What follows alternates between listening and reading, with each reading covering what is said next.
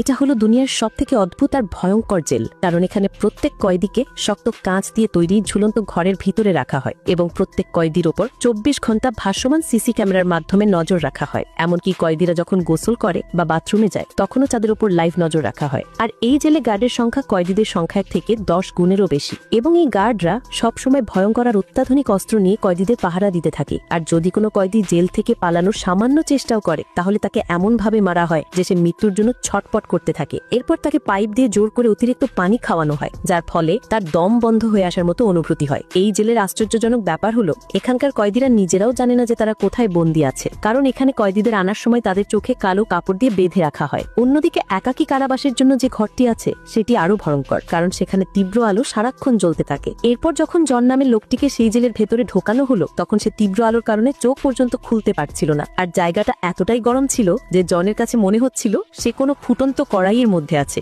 এই জেলে প্রতিটা মুহূর্ত কাটানো ছিল জনের কাছে একটা ভয়ঙ্কর শাস্তির মতো। তবুও জন নিজেকে শান্ত রেখে সেই ঘরের গঠন মনোযোগ দিয়ে দেখতে শুরু করলো, যাতে কোনোভাবে সে বাইরে বেরোনোর রাস্তা খুঁজে পায়। অনেকক্ষণ খোঁজার পর জন এই জেল থেকে পালানোর একটা রাস্তা খুঁজে পায় এবং সে এখান থেকে বেরোনোর একটা পরিকল্পনা তৈরি করে। কিন্তু সে একা এখান থেকে পালাতে পারবে না, তার এখান থেকে বেরোনোর জন্য কারো সাহায্য প্রয়োজন। এরপর সে যখন আশেপাশে এমন কাউকে খুঁজছিল তখন এক বিশাল দেহী লোক তার কাছে এলো, যার নাম ছিল জ্যাক।